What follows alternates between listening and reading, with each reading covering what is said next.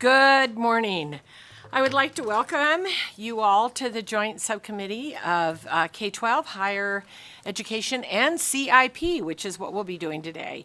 Welcome to everybody for joining us here in Carson City, in Las Vegas, and online. I am Senator Marilyn Dondero Loop, and I'll be chairing this subcommittee today. And will the secretary please call the roll? Assemblymember Howdegi. Here. Assemblymember Hafen. Here. Assemblymember Koenig. Here.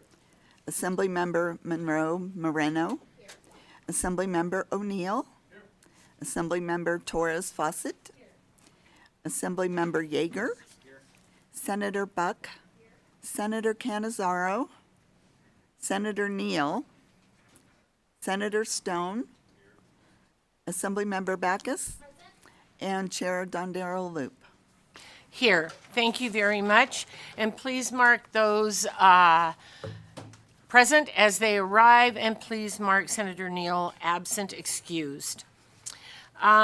Before we go on to the budget hearings today, I would like to go over some housekeeping items. As always, remember members and committee and those in the audience to mute your electronic devices. Second, if you are presenting testimony today, please remember to state and spell your name for the record and sign in on the sign-in sheet.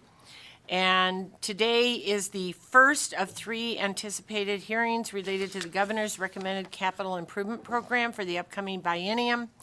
However, we will begin hearing about the individual CIP projects. We have a couple budget accounts to hear that are related to the CIP.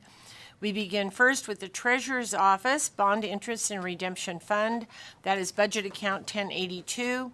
The Treasurer's Office will also be presenting bond recommendations related to the State Infrastructure Bank. And I would like to welcome Lori Hoover and Carrie Easton and Eric Jimenez. And thank you all so much for being here today and for what you do. We will open the hearing on the budget account 1082 and the State Infrastructure Bank bond recommendations. And you can go ahead, Chief Deputy Hoover, when you are ready.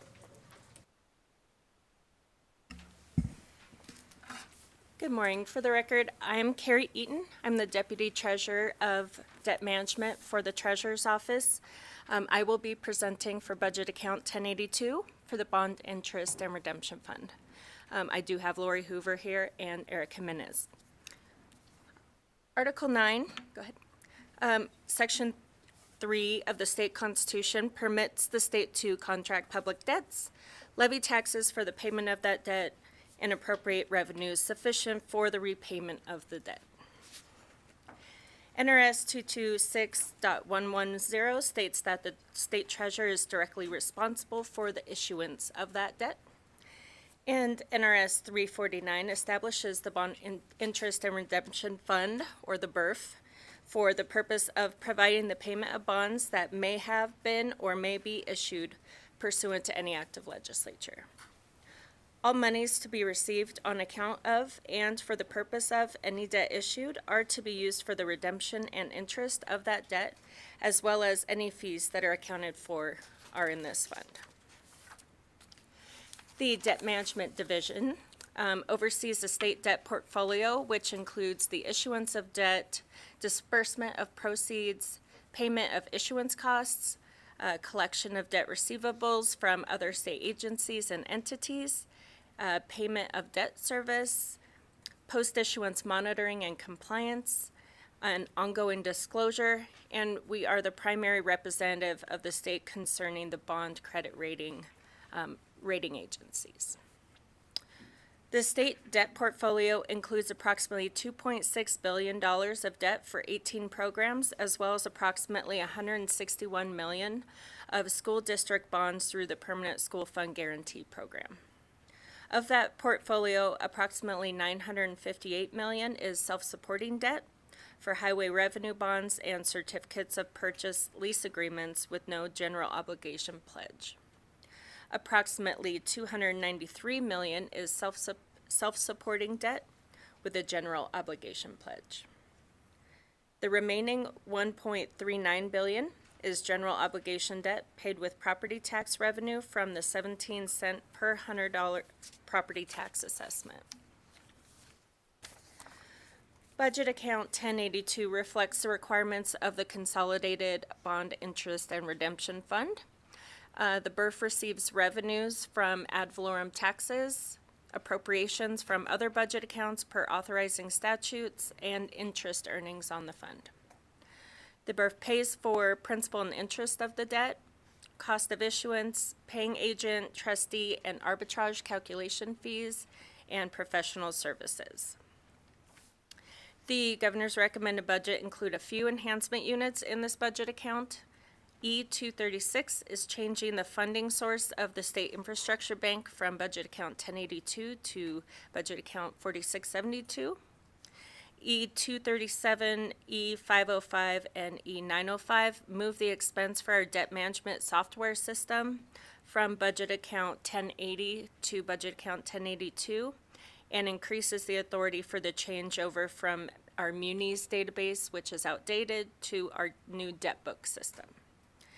And E801 cost allocates costs related to requested ASO 3 in operations and the new Management Analyst 1 in debt management. All of our performance indicators have been met. Timely payment of debt service, debt issuance with constitutionally mandated limits, and maintaining a reserve with the Bond Interest and Redemption Fund of 100% of the next fiscal year's debt service. And the reserve balance as of June 30th, 2024 was approximately $307 million, or 124% of fiscal year 25's debt service. And this does conclude my presentation. We're available to answer any questions you may have before turning over the rest of the presentation over to Eric. Thank you very much, and thank you for that information. We do have some questions, and I will start with Assemblymember Backus. Thank you so much, Chief Deputy Hoover. I just have, my questions are going to pertain to the general obligation bonding affordability for the next biennium.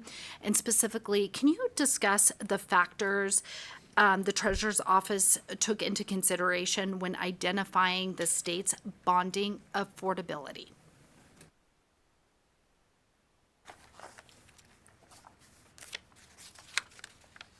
This is Carrie Eaton for the record. The affordability, we did use our outside municipal advisors for assistance. They look at our entire portfolio and they look at the market and our tax revenue projections through the tax commission. And that is generally what we use for the affordability, is the tax projections. And I would take it also taking a look at what our payments have to be. And I wanted to apologize, Deputy Eaton. I was reading my PowerPoint when I was directing my question. Madam Chair, may I have another question? Yes, please. And with respect to this kind of still topic, Deputy Treasurer, the governor's recommended budget reflects a total projected reserve of $620.3 million in this budget account at the end of fiscal year 2027. Of the current balance in the budget account, how much reserve funding is associated with interest earnings versus property tax collections? And are there any statutory restrictions as to how interest earnings can be used? Carrie Eaton for the record. I'm going to have to probably get some more information and get back to you on most of that question. The interest earnings, it can be used for anything, I believe. But as far as the breakdown, I'm going to have to verify. I'm sorry. Thank you so much.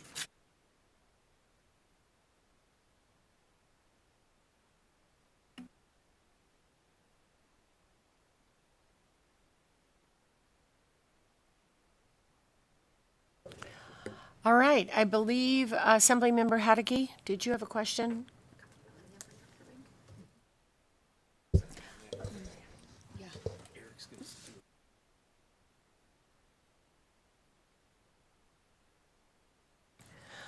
All righty. Are you ready?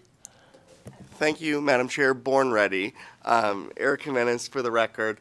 Thank you. Excuse me. Excuse me. I'm sorry, Senator Stone. Did you have a question on the last? Yeah. Go ahead. Thank you very much for the presentation. I appreciate it. Typically, how long are the bonds? Are they 30-year bonds? And can you tell us what the credit rating is of the state as of today? I sure can. Carrie Eaton for the record. The bonds, they can be anywhere from, say, 5 to 30 years. It depends on the amount and the rates and the amount of recommended payback that the municipal advisors say. And then our credit ratings are AA+, and A. They're almost the top ratings. They have not changed. Actually, they increased a couple of years ago. That's great to hear. And just typically, when we had lower interest rates, was the state in the process of redoing the bonds at a lower interest rate? Obviously they're much higher now, but were we taking advantage of those lower interest rates? Carrie Eaton for the record, yes, we have been refunding a few bonds and saving the state millions of dollars in the process. Thank you. Thank you very much. And now we'll go to Chief Deputy Jimenez. Sorry for the interruption. Glad you're born ready. Go ahead, please. Apparently, I was too ready, Madam Chair. Eric Jimenez for the record. The committee members may recall during the last legislative session through Senate Bill 10, there was a move for the State Infrastructure Bank, which was previously under the Department of Transportation, into the State Treasurer's Office. Since that time, we have been kind of standing up that bank, and I'm really proud of the work that's happened across government to get that moving. The bank exists to provide loans and other financial assistance to qualified borrowers. It's very important to note that the state has a constitutional prohibition to investing or lending money directly to private corporations, so the State Infrastructure Bank has restrictions on who it can lend to. That includes governmental units, tribal governments and colonies, and charitable organizations that are created for nonprofit or for educational purposes, and nonprofit organizations as we would see them traditionally. The Infrastructure Bank is authorized to fund a variety of potential loans that vary from social infrastructure, so things like childcare, housing, healthcare, to things like water and sewer and renewable energy and things related to public safety and economic development. If we can go to the next slide, Lori. As part of the 2021 CIP, which feels like a lifetime ago, the bank was capitalized with an initial $75 million of general obligation bonds. We issued those bonds. We don't do this very often in state government, but we issued those as a taxable bond issuance because of the nature of the infrastructure bank. We didn't know which borrowers were going to come to the bank. We didn't know which projects would be funded with the bond funding. So traditional tax-exempt bond status requires you to have very specific project delineation. You'll see that in the CIP projects that are coming before you later. Those will usually be done through a tax-exempt issuance. What that allowed us to do was to earn interest on those money, so arbitrage, right? As we're getting more money for bond payments that hadn't gone out the door, the infrastructure bank has earned several $1 million in interest above those. After we account for the costs of issuance, the total funds that were available to the bank through capitalization were $74,620,742. And then the total amount of SIB loans that have been approved so far is $74,502,000, leaving $118,742 in initial bond proceeds available to the bank. So we can talk about the loans that the bank has approved already, but we are at the point where we have expended the bond funds and expect to expend the available interest we have in the bank. Like I said, we've approved a myriad of projects so far. I won't go through all of them.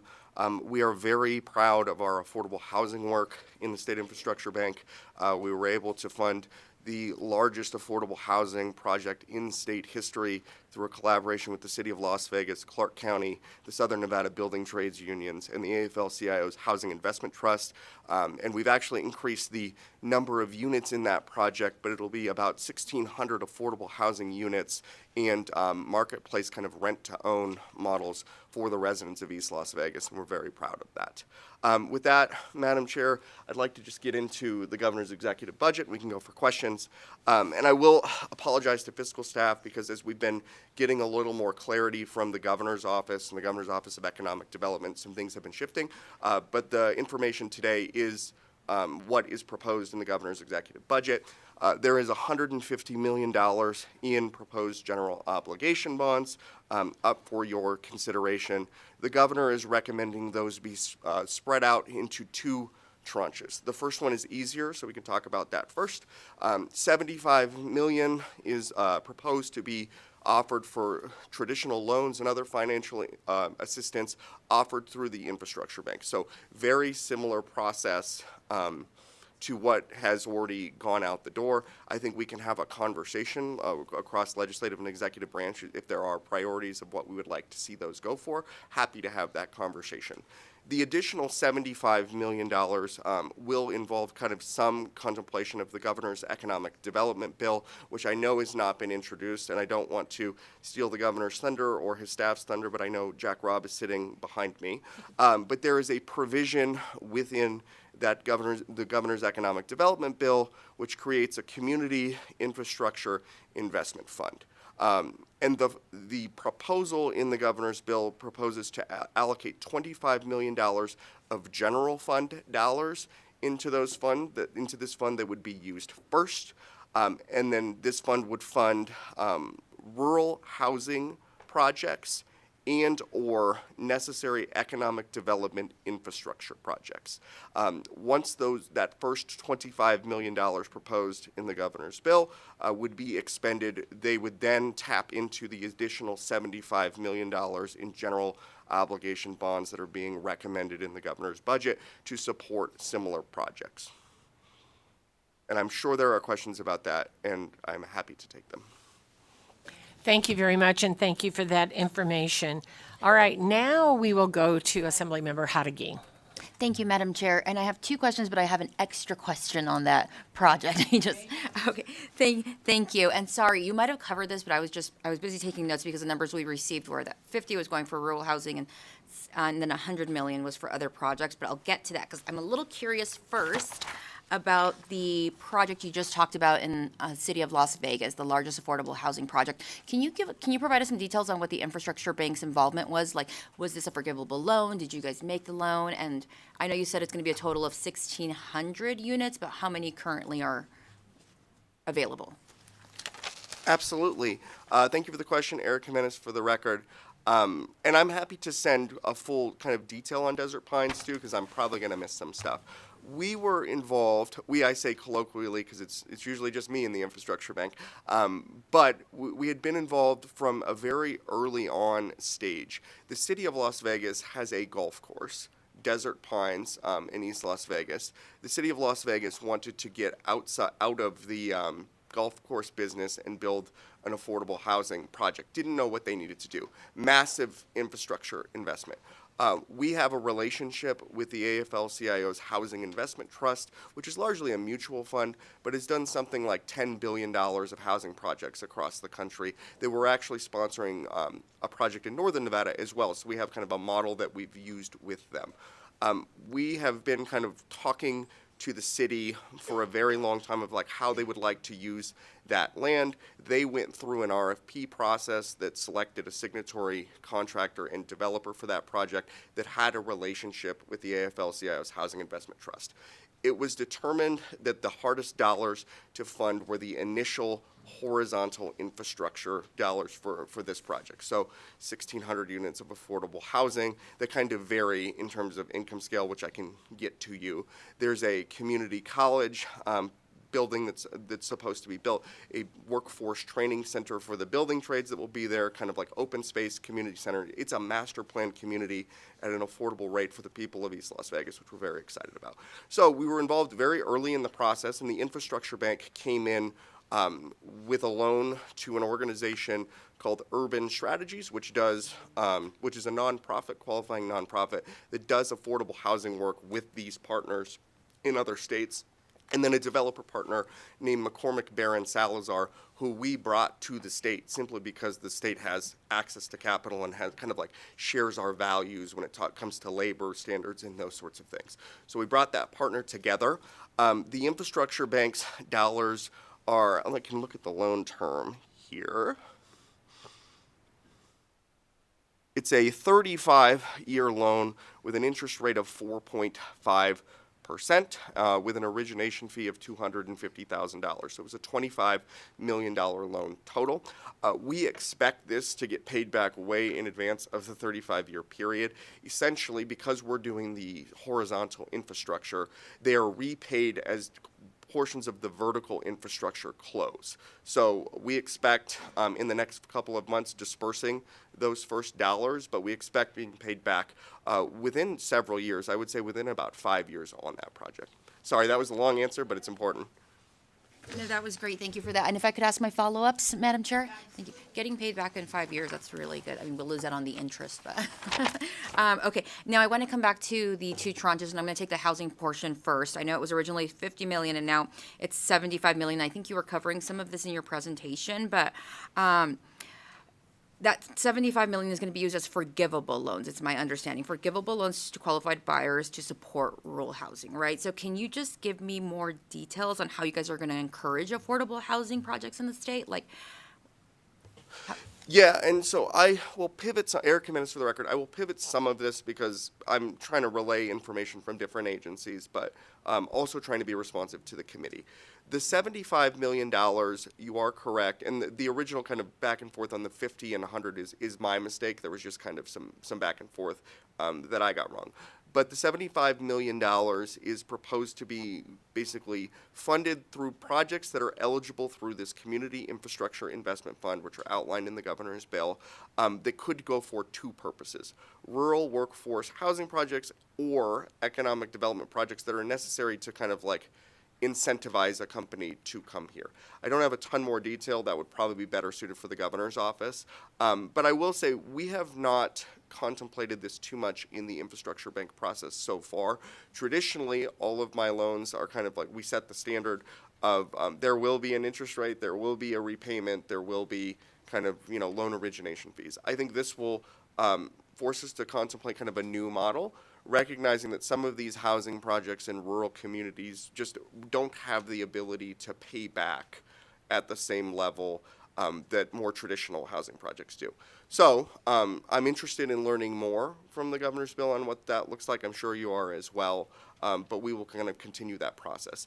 I think from an approval process, at least on this $75 million, there will have to be some level of component with the GOED Board of Directors, and then it will filter through the infrastructure bank's approval process. So any dollars that would go through the infrastructure bank would still need to be approved by the existing Board of Directors there. thank you. So there's going to be eligibility requirements. Do you happen to know what those eligibility requirements are? I do not. Eric Jimenez for the record, I'm sorry, I do not. And then one more. And I just want to go back, because you had mentioned, normally there are loans with an interest rate and a term. And what you had just mentioned is that this is going to be forgivable loans, and then you said also incentives. So it's not, that portion isn't going to be loans. They're going to be used as incentives, right? I think I might have misspoke, Assemblywoman Eric Jimenez for the record. I think the use of forgivable loans will be used to incentivize behavior for folks looking to develop within certain communities. Okay.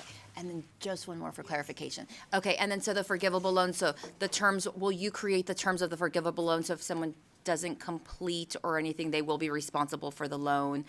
I'm assuming it's going to be a forgivable loan if they meet certain requirements, right? After a certain amount of years, projects complete. If not, then they will be charged full interest rate for the amount borrowed. Yeah, a great question, Eric Jimenez for the record.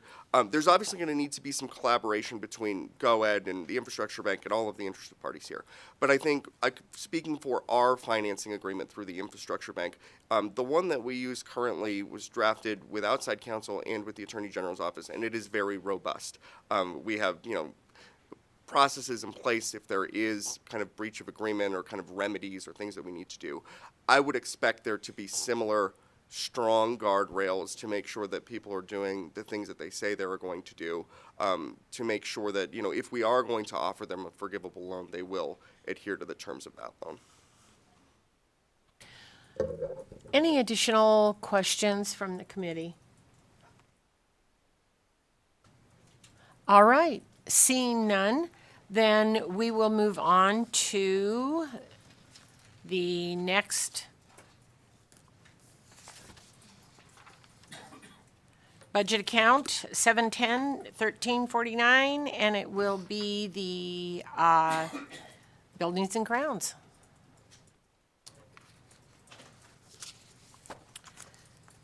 I would like to welcome Will Lewis, Administrator of the State Public Works Division, and his team. And please, as you get yourself ready, go ahead. Thank you for being here with us.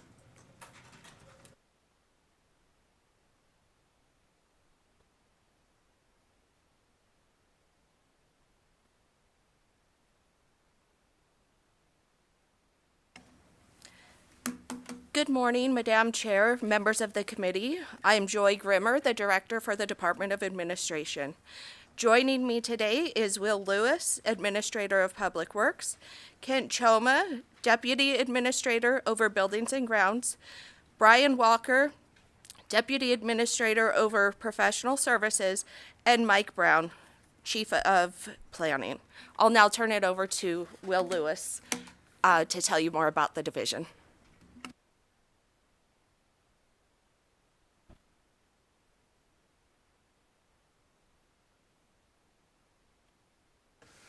Good morning. Again, I am Administrator Will Lewis, Public Works Division. Again, we are pleased to present a very high-level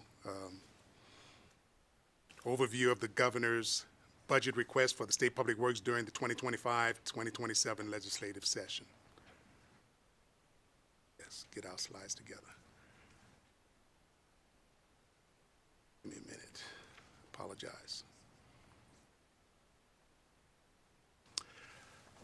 And although this, as we go through our presentation, we have many slides, our goal is to give an overview of the recommended CIPs, along with highlights of a few enhancements from our 1349 budget account for buildings and grounds, our building and grounds section.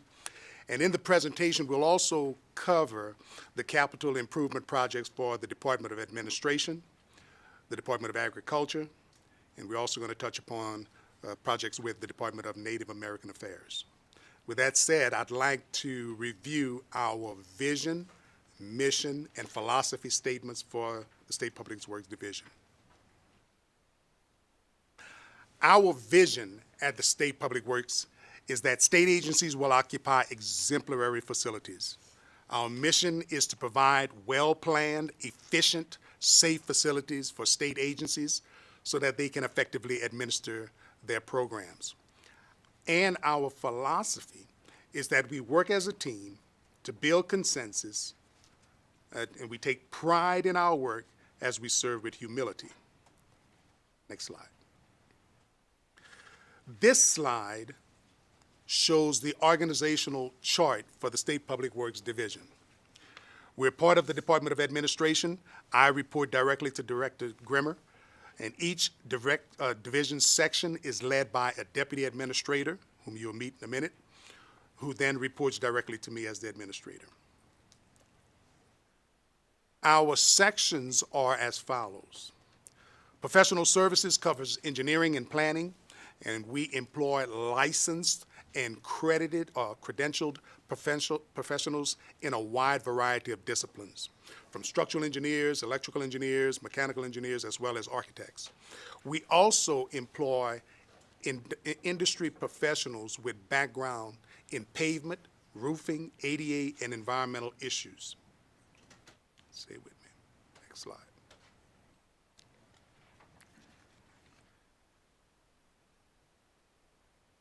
Our deputy over code compliance serves as the building official for the state-owned structures.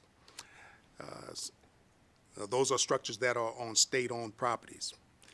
He is supported by building inspectors as well as industry professionals. And then our building and grounds section, whom you'll meet in a minute, you'll meet our deputy administrator. Their responsibility is to care for all of the properties and the buildings that we own. The 60 full-time staff employees look after our state-owned building inventory on a daily basis. And this section is also responsible for the care and the maintenance of the Marlette Lake water system, another jewel of the Sierra right in our own backyard. And so with that, I'd like to turn it over and invite Kent Choma to the podium.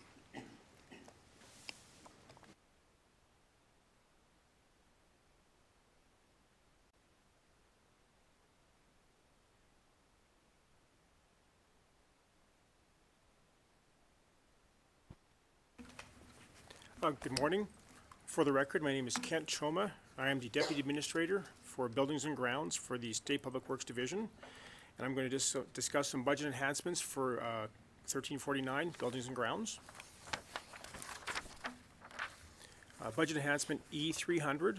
Would you mind moving your microphone just a little? There we go. Sorry about Thank that. you. Thank you. Budget enhancement E300, Government Support Services. This request transfers authority from Maintenance of Buildings and Grounds, Category 12, to Building Renovations, Category 14. This will also establish the Maintenance of Buildings and Grounds category is for routine building operations, such as janitorial services, landscaping, fire alarm, and elevator testing, with the Building Renovations category for all repairs, renovations, preventive maintenance, and emergency services work. Enhancement 333, also Government Support Services. This requests an increase in inmate payroll expenses. We've been seeing an increase in requests for community trustees to support events at the Governor's Mansion and not be able to provide that support due to a lack of budget authority. Enhancement 335, Government Support Services. This request funds the ongoing utilities for the McCarran Complex for space that will be occupied in fiscal years 2026 and 2027. Enhancement 710, Equipment Replacement. This replaces computer hardware and associated software per the Office of Chief Information Officer's recommended replacement schedule. And Enhancement 711, Equipment Replacement. This request replaces computer peripherals that have met end-of-life cycle items such as keyboard, mice, web cameras, and computer headsets. Enhancement 712, Equipment Replacement. This request replaces 3 agency-owned vehicles with fleet service vehicles. The vehicles to be replaced are between 16 and 20 years old, with between 90,000 and 115,000 miles. Enhancement 713. This request funds new and replacement hand tools and equipment for 32 buildings and ground staff. These are items such as wrenches, sockets, drills, electrical meters, refrigeration gauges, and such. Enhancement 714, equipment replacement. This funds the replacement of building equipment whose useful life has expired and which is unsafe, unreliable, or problematic. Examples of these are weed eaters, snow blowers, vacuums, and skid steers. Enhancement 720, new equipment. This funds new equipment which will improve efficiencies by enabling staff to complete work assignments without involving outside contractors or vendors for buildings and grounds maintenance and snow removal. Some of these items are ladders, drain cleaning equipment, paint sprayers, and a snowplow for a dump truck. Enhancement 850, special projects. This request funds ongoing repairs and preventive maintenance in the buildings.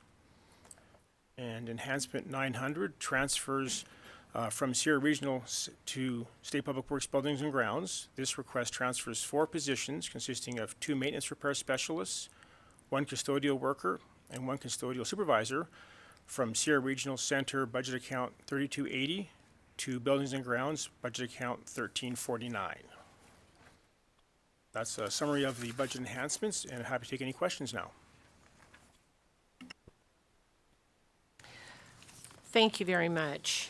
I'm going to jump in here real quick because I have a question about, has the division begun to complete any sort of cost-benefit analysis as the result of the building purchases approved last session and the impacts of moving state agencies out of privately owned lease space? Ken Schumer, for the record, no, we have not. That would be certainly something we should do. I'm 7 months into my position, so I'll add that to my to-do list. But that'll be a very valuable tool for tracking, yes, thank you. Okay, thank you. The to-do list will probably get longer the longer you're here, right? All right. Assemblymember Torres Fawcett, I believe, has some questions. Thank you, Chair. I just have a few questions this morning. Given the instructions, including in the budget building manual, why are there several building repairs and renovation projects with costs that exceed $100,000 that are recommended to be funded through this budget account rather than in a capital improvement program? Ken Schumer, for the record, we did have some discussions internally on the most cost-effective way to handle those projects. And running projects through State Public Works involves a much larger scope from an overhead perspective. So we looked at them individually and determined that the most effective way to have the work completed would be to keep them in 1349. We were able to function with a much lower overhead than using in-house engineers and architects as the project managers. Thank you. And on the same account, can you discuss the distinction between the recommended renovation project to provide an exterior LED lighting upgrade at the Stewart campus and CIP project for the 25 C21, which is recommended to install LED area lighting, among other things, at the Stewart campus? Ken Schumer, for the record, if you can give me those project numbers, I could research that and return that information back to the group. Yes, it's the CIP project 25C21.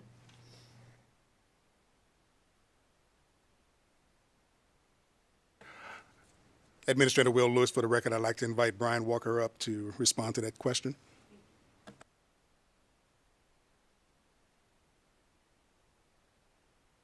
It's always great to have a phone a friend.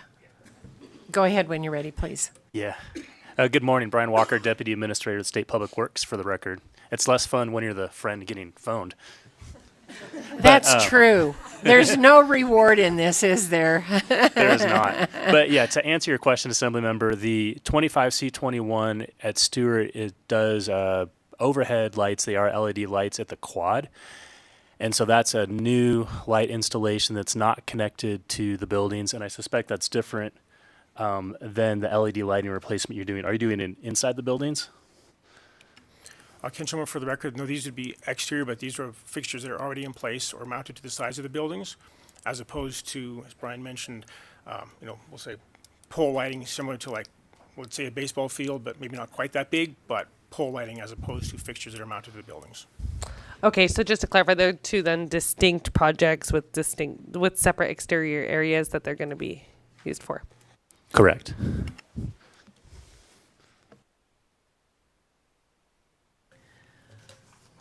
Okay, any additional questions from the committee? All right, seeing none, we can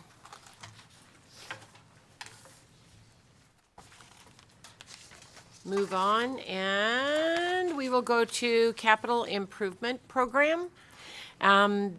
This, as I mentioned earlier, this will be the first of 3 anticipated hearings related to the governor's recommended capital improvement program for the upcoming biennium. For convenience, recommended projects have been grouped by agency. And today we will hear the projects from Department of Administration, Department of Agriculture, and the Department of Native American Affairs. In total, there are 26 projects on the agenda, so we'll need to move quickly. And Administrator Lewis, you're back, and your team is ready, and the phone a friend got to stay, and so we will go to the Department of Agriculture projects, and then finally the Department of Administration first, then we'll go to Agriculture and Native American. Go ahead, please. Administrator Will Lewis, for the record, thank you so much, Senator Don Darrelou. For the next few slides, we're going to highlight some of the parameters we use to develop our capital improvement program. In order to develop an accurate construction inflation rate, we contracted with a local cost estimating firm, O'Connor Construction. They have assisted us by providing data and background information so that we can have a realistic picture of projected costs for projects in the CIP. Next slide. The annual inflation rate for the construction is based on several sources, as you can see. We use current market rates, employment rates, availability of material and labor, recent bids, as well as recent projected project cost estimates. We also take into consideration national, regional, and local construction cost reporting. And so for the 2025 inflation rates that you see in the CIP book, we have a 6.8% for Northern Nevada and a 6.4 inflation rate for Southern Nevada. This slide, yes, gives a little bit more context as a part of the report that the State Public Works received from the O'Connor construction consultant. They provide us here two charts, a historic and forecast national escalation chart, as well as a construction material cost index chart. Note that the historic and forecasted national escalation chart, you can see from 2019, when COVID hit, a sharp drop occurred to 2020. And then from 2020 to 2022, you notice a drastic increase, followed by a drastic decrease in 2022 to 2023. We appreciate charts like this because it helps us to understand what's happening in the markets, as well as with our supply chains, and it allows our project managers to better budget the projects in terms of cost as well as schedule. Next slide. Our CIP estimates also include construction contingency amounts. We typically assign 15% for smaller projects less than $10 million and 10% for larger projects which are greater than $10 million. We use the construction contingency to account for such things as variation in bid climates, design errors and omission, and unforeseen construction conditions. We also have available 4 possible construction allowances that help us to modify the standard cost estimating pricing on our projects. We have remote locations where a contractor will likely spend money on per diem. We have secured facilities where the contractor is required to use time to check in and check out of a secured facility, which again, like our correction facilities, which will require more time and money. We also have phased projects, which we allow an allowance for project startup. And then finally, we have our occupied facilities where we're working around existing occupied buildings, which take, again, greater time and effort on the behalf of our contractors. So these are just a few of the allowances that we include in our projects so that we can be accurate in our budgets and our cost estimating. Okay. We're now going to discuss projects from the following groups: the Department of Administration, Department of Agriculture, Department of Native American Affairs. Okay. I'd like to start with a highlight of 2 Department of Administration capital construction projects. First one is 21C05, the Hobart Dam Rehabilitation, which is part of the Marlette Lake water system, and 25C27, which is the state office building purchase in Reno, Nevada. Our first project, 21C05, provides additional funds for the Hobart Dam rehabilitation in the Marlette Lake water system. Before discussing the project, I just wanted to orient the committee as you look at the slide on the Hobart Reservoir. It's located within that red box on the slide between Lake Tahoe and Carson City. The Hobart Reservoir is part of the larger Marlette Lake water system shown here. To orient you again, you see that Carson City is located on the southeast corner of the slide. Lake Tahoe is depicted on the west side. The Hobart Dam Reservoir, again in the red box, is an earthen-filled dam that was constructed in 1877 and was rebuilt in 1956 following a washout. The reservoir itself is 7,650 feet above sea level, and it holds approximately 110 acre-feet of water. This reservoir used by the Marlette Lake water system is part of the infrastructure that moves water from Marlette Lake to Carson City or Story County, and it plays a critical role in the infrastructure in the valley and this entire region. This project provides $4.5 million of additional state funding to complete the project. The project 21C06 was approved with $3.9 million of state funding and $10 million of federal funding. Together combined, the funding will provide $18.5 million to construct structural and functional upgrades to the dam. More importantly, why is this project requested?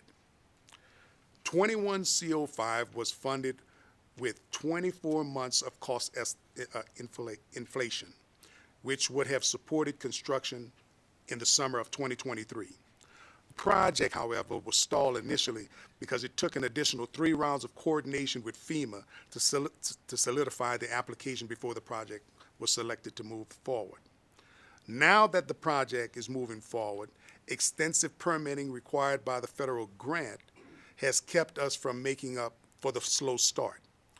And the construction escalation in the meantime has increased project costs. However, I'm happy to report to the committee that the project design and permitting is currently underway with 21C06, and expected construction is scheduled to start in the summer of 2026, thanks to the additional funds provided by CIP Project 25C06. All right, the other project. And then finally, 25C27. This project provides $24.2 million to purchase an office building located at 10375 Professional Circle in Reno. This is a 79,200 square foot building already leased by several state agencies, and it houses over 300 staff members from DHHS, Aging and Disability Services, as well as public and behavioral health divisions. And with that, I will conclude. Before I turn the presentation over to Brian Walker, if there's any question, Madam. I think we're going to jump back. Speaker Yeager had a question, and so we'll let him ask that.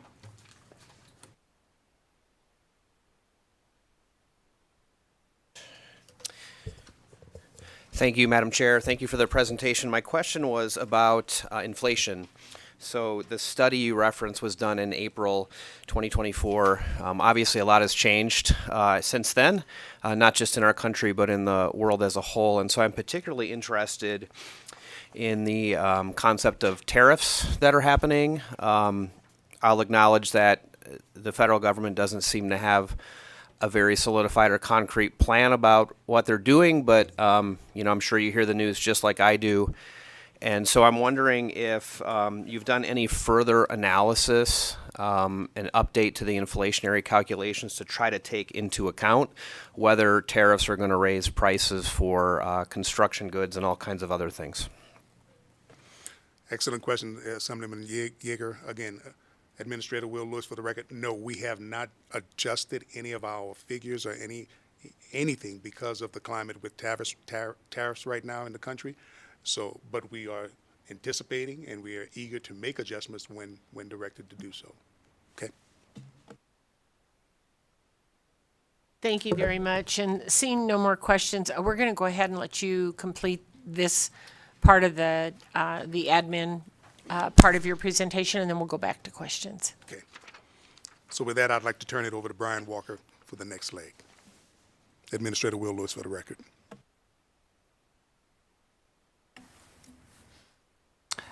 Thank you, Administrator Lewis. Again, for the record, my name is Brian Walker. I'm the Deputy Administrator over Professional Services at Public Works.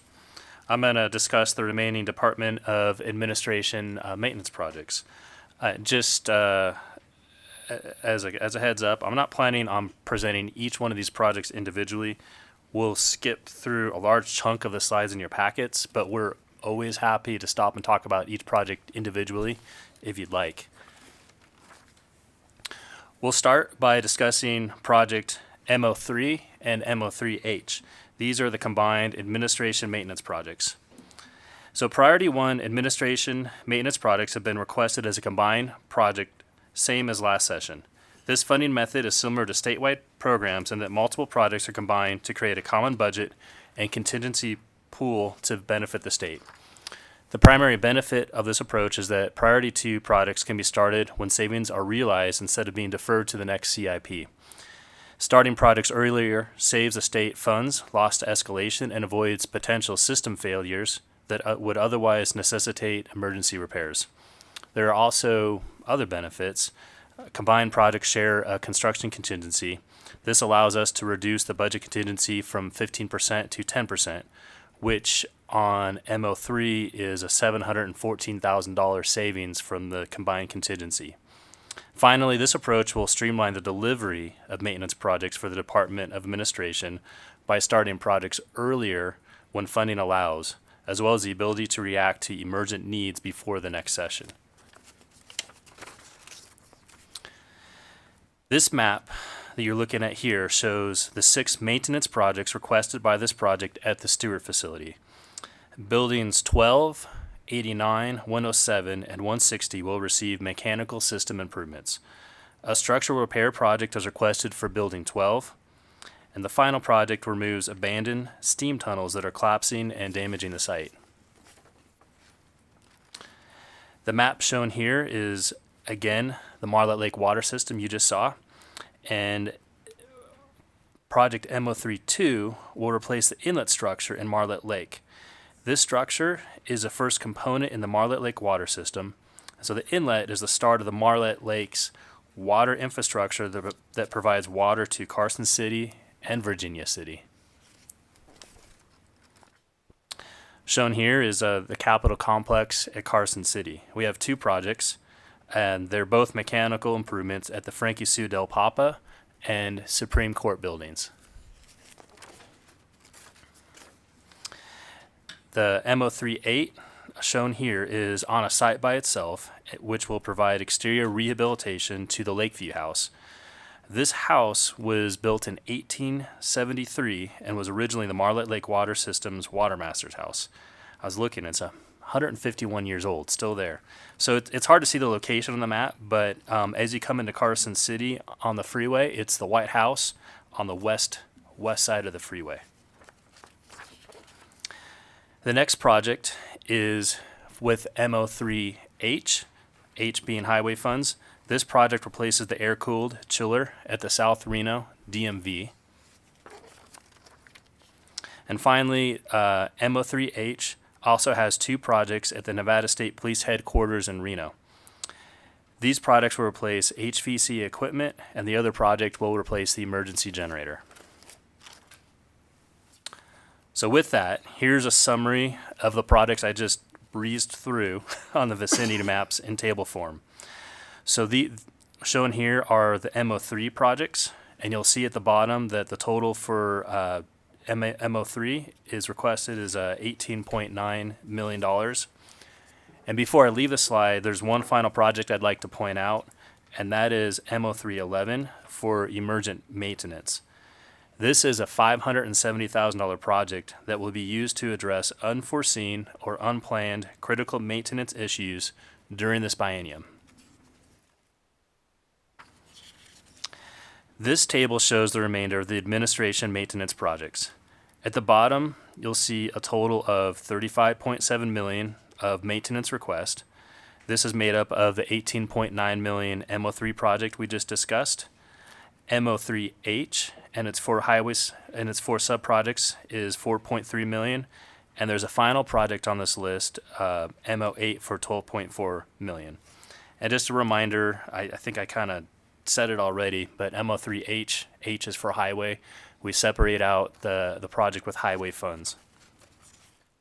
Project MO8 was also kept separate, and that's due to its size. This project is a much-needed repair of the Nevada State Library and Archives building here in Carson City. The need for this project was uncovered as Public Works started design on 23C15 from last session. That project provides tenant improvements to a basement space at NSLA, we found when we were starting the project that water intrusion has damaged the building's structural components, including the entrance on the east and west sides of the building. And so this project M08 will address the structural deficiencies we found. With that, I think I'll ask you to skip ahead to slide 63 in your packet.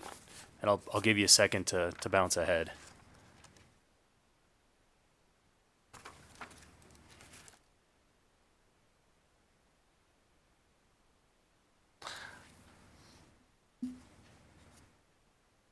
All right, I think we're here. I heard the paper stopped. So Brian Walker again, for the record. Now they're on page 63. We'll cover the two Department of Administration's planning projects. The first project is PO3, and this will provide advanced planning to replace the HVAC systems and sanitary sewer service at the Arrowhead building in Carson City. As shown on the map here, this building is located on the east side of Carson City, on Arrowhead Drive, which is where it gets its names. And this was a building that the state purchased last session. This is a $977,000 design-only project with state funding. The Arrowhead building suffers from HVAC control issues dating back to its original construction. This project will fund design for a full HVAC replacement. But I'd like to note that it's our intent to start this project with a feasibility study to determine what parts of the existing system can be salvaged in hopes of not doing a full replacement. And that's why this project was requested for planning for design only instead of a full construction project. The next planning project is PO8. This project will construct a 65,550 square foot building and 79,350 square foot building and a 350 space parking garage in Carson City, as shown on the map here. So what you're seeing is that this project is located just south of 5th Street here in Carson City, and this is in the space that will be created by the demolition of the Northern Nevada Children's Home with Project 23C19. The budget sheet here for PO8 simply shows that this is a $6.2 million design-only project with state funds. So with that, we'll switch gears and we'll start talking about the statewide programs.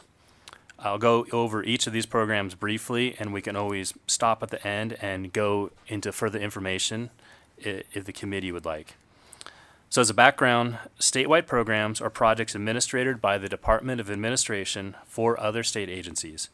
Each program comprises of several subprojects across the state. You'll notice that the same numbers are listed more than once. These GUARD or highway projects are split out from the main statewide program to keep the funding sources separate. So GUARD is a G, highway is an H. Project SO1 is a statewide roofing program. This program will provide 17 roofing projects at state facilities, and SO1G will replace roofs at the Combined Maintenance Shop in Carson City. Project SO2 is the American with Disability Act, or ADA program, which will address issues related to Title II of the American with Disabilities Act statewide. This program consists of 10 ADA upgrade projects. SO2H is a sidewalk replacement project at the Carson City DMV. SO3 is the Fire and Life Safety Program. This program consists of 5 fire and life safety projects. SO3G will provide a further 3 projects at the Nevada Army National Guard facilities. SO4 is a statewide advanced planning program. This supports engineering studies and will fund development of the 2027 CIP. Project SO5 is a statewide paving program. This program consists of 14 paving projects. SO5G will perform paving maintenance at the Plum Lane Readiness Center, and SO5H will provide pavement maintenance projects at 2 facilities with highway funding. Project SO6 is a statewide indoor air quality program that provides mitigation of hazardous materials at state facilities and which will address hazardous material storage at the Caliente Youth Center. With that, let's move to 69. Perfect. And so on this slide, the first one, Project SO7 is a statewide elevator program, which is a new request this section. So to talk about this for a minute, we've seen the number of elevator issues increased the last several sessions as our facilities age. This program will address this need by providing a focused, statewide program to tackle these issues. The primary benefit of this program is the ability to tackle emergent elevator needs with the budget flexibility of a combined statewide project. This past biennium, we've had state employees who use the elevator in the morning to go to their desk, but in the afternoon were unable to leave as an elevator broke during the day. Not all of our state employees can use the stairs, and relying on the fire department or other help to help them go home at the end of the day is obviously not an option.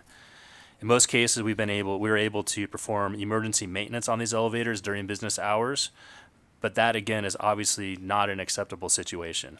So the goal with this program is to not have that occur anymore. So this project has 7 elevator projects, and Project SO7H provides a highway-funded project at the Carson City DMV.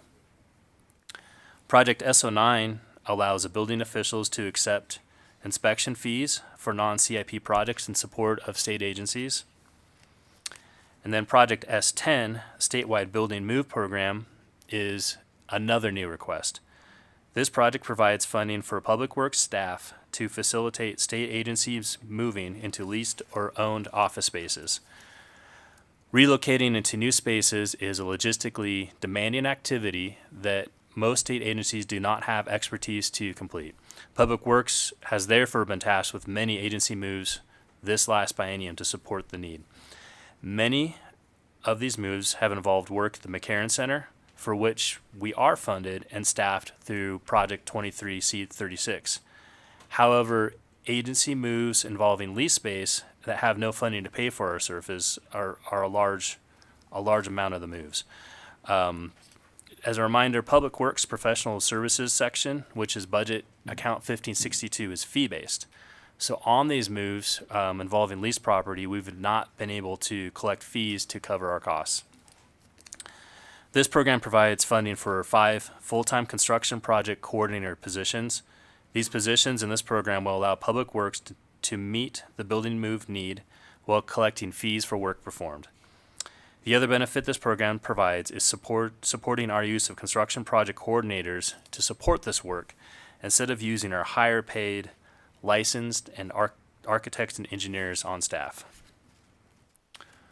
So altogether at the bottom of the table, this adds up to $59.6 million of statewide programs requested in this session. I think sharp-eyed folks will see that the table does not say 59.6. We had a typo in the table. So it says 58.5, I believe, but it actually adds up to 59.6. We found out if you put decimals instead of commas, it does not add the same way. So Did you not have a friend to phone? I did not. We found it after we submitted the presentation. All right, so with that, let's move ahead to slide 85 in the presentation.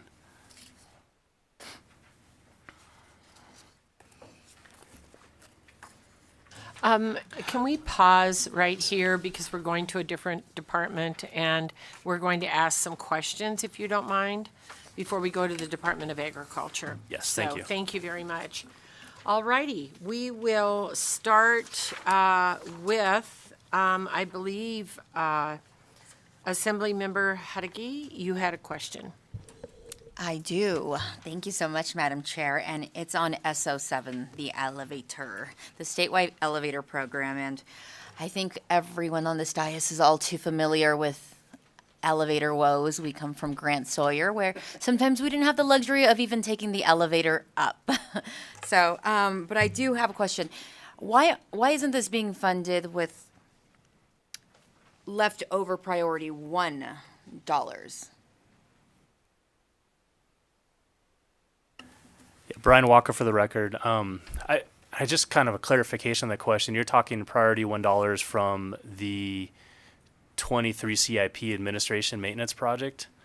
Well, usually emergent programs and priority 2 programs are funded with leftover dollars from priority 1 projects. So why hasn't this been planned for in that way?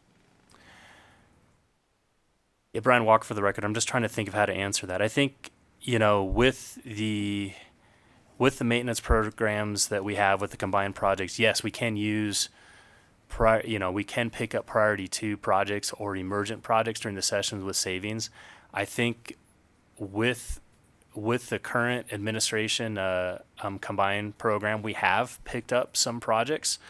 There's not enough funds left over in that project to completely meet the need for the statewide elevators, and so we're requesting more funding in the 25 CIP to take care of it.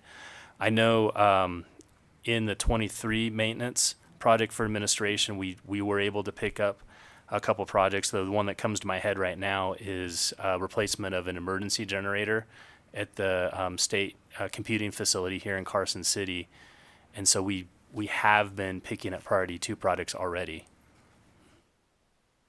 And just one follow-up question. I'm looking at our notes, and the emergent elevators project, it's a line item total of $564,807. Why is that being requested? Brian Walker for the record. I think the reason that's requested for that exact dollar amount, in the CIP book, it starts off at 500,000, and when we escalate it, it goes to the 570. So it pumps up to a different number. The reason we want to request that is for just that. It's for emergent or emergency type needs that come up during this next biennium for projects we haven't identified yet. And so that's a way for us to build really some contingency funding into that project so we can address and tackle needs as they come up.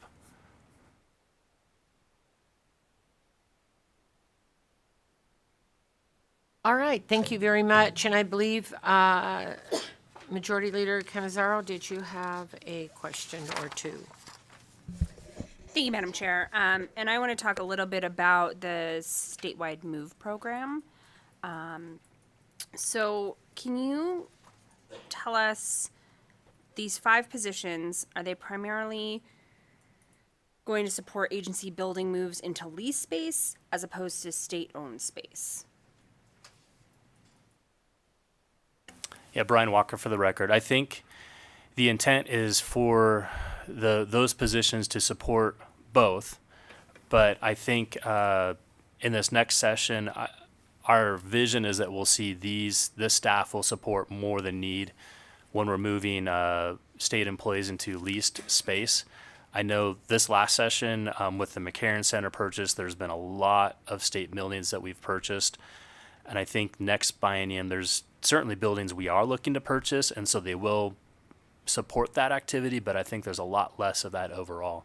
So I really would envision that these folks would be more involved with moving state employees into leased space. Okay. By allocating existing project management staff resources to facilitate agency moves in the current biennium, has the division experienced delays to legislatively approved CIP projects as a direct result of shifting the division's resources away from capital projects?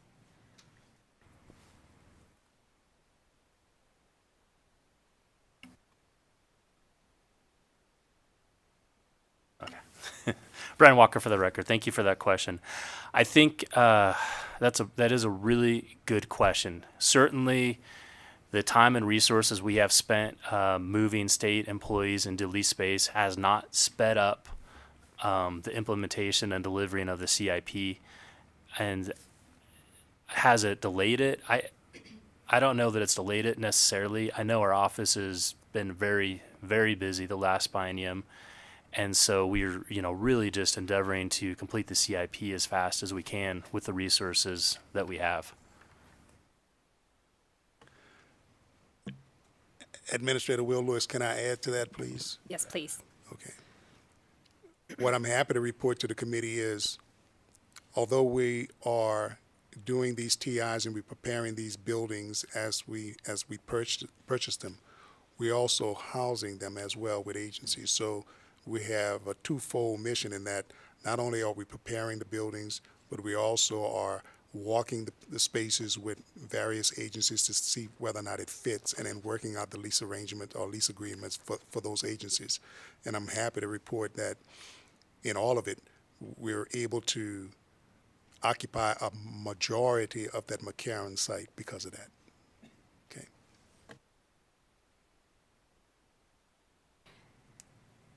So we're not entirely sure if it's been delayed, but it certainly hasn't sped anything up, is maybe the total answer that I've heard. And I know y'all are in a lot of folks are in that McCarran space. But I guess the answer is maybe not delayed, but maybe not sped up. Administrator Will Lewis, for the record, that is correct. We haven't sped up the process, but at the same time, we haven't gotten so far off track that we're far behind. Okay.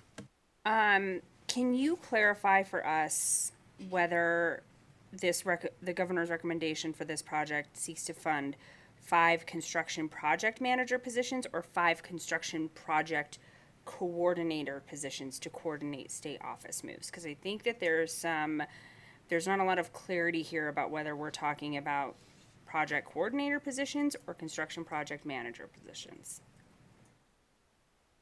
Yeah, Brian Walker for the record. So the intent of this project is not project manager, and so at State Public Works we have really a couple levels of project managers. You would say project manager 1, which would be like an unlicensed project manager. Project manager 2 is a licensed architect engineer. The intent of this program would be to hire positions classified as construction project coordinator positions, either a construction project coordinator 1 or a 2, which would be a supervisor type role. So these would be construction project coordinator staff that would be really an unlicensed person when we're talking about architects or engineers. They will be performing, I guess you have to mince the words, project management services, or you would say project coordination services, but their roles would be limited to coordinating projects of a smaller variety, which is more the tenant improvement agency or, coordinations of moves. Not large multi-million-dollar construction projects. Administrator Will Lewis, just to look like I feel like I'm the fifth leg wheel, but just to add, these positions are still skilled individuals. They have background in construction, background in the trades, and so they come with some credentials. They're just not licensed engineers and architects. Thank you. I guess what is the purpose or the wisdom in that as a decision and having these unlicensed folks? Administrator Will Lewis for the record. So what this will allow us to do is it allow us to have a workforce that can handle these TIs without having, like Brian said earlier, our project architects and engineers, they typically handle the big CIP projects. We have a need because of the purchase of these buildings to be able to have staff that can handle these smaller TIs or these one-off type of projects, and that's where that staff would come in.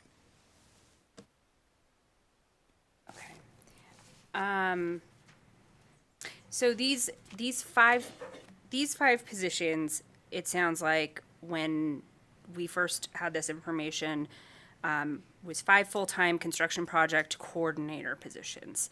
But then I think there was some follow-up to our folks, and it was really more that it was construction project manager positions, each working a number of hours for that particular salary, that I think totally was $175,768 for each position in each year of the biennium.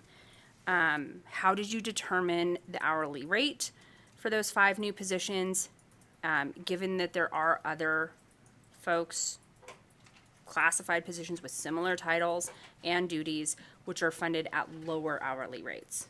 Can you explain that discrepancy? Yep. Brian Walker for the record. I know the way we developed that project is we used our hourly rate, our internal rate that we charge other agencies to do our work. That's our PM&I project management and inspection rate. We have a single rate that we use for our professional staff, and it doesn't matter what level of staff that is, if it's a PM1, a PM2, or with these project coordinator positions. And so we developed the project using that single rate with the anticipation that would be what would be billed to the project as we move through the work. I know internally, Administrative Services Division, ASD, helps us develop that rate. And it's they do like an overall rate calculation for our agency because obviously, even though we charge a single rate for this staff, we're not paying them the same rate, in payroll. So the cost of public works is different with different levels of staff. So it'll cost us less to use project coordinator positions to do this work versus a project manager to licensed architect, even though we'll still bill agencies the same rate. And I know that hourly rate is something that we actively work on with ASD and is adjusted as necessary by those folks.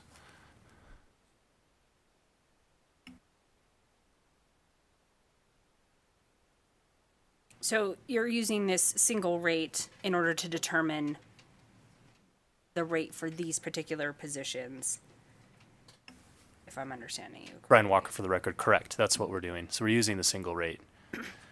Why are you using the single rate when you have other positions that are similarly classified that are lower rates? Like how did you get to, we're going to use the single rate as opposed to paying them, as opposed to assessing that the same way that you would assess some of these other folks working similar jobs with similar titles?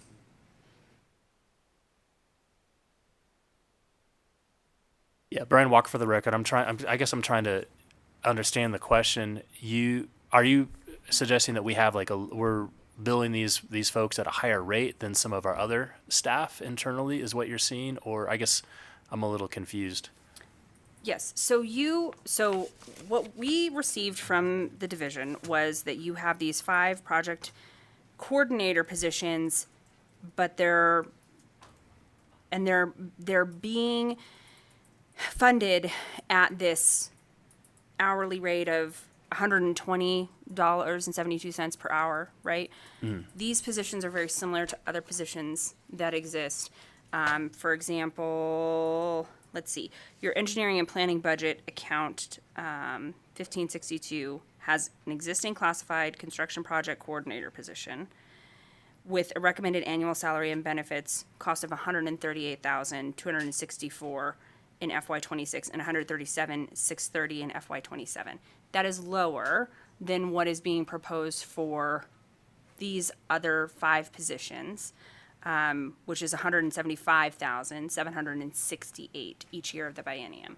And so I'm trying to determine, and we're trying to get some answers on how you came up with that as what you are asking for these positions when there are similar positions that are classified positions that are at a lower rate and seem to have maybe some similar duties. Okay, Does that make sense? Yeah, Brian Walker for the record. Thank you for that. That helps a little bit.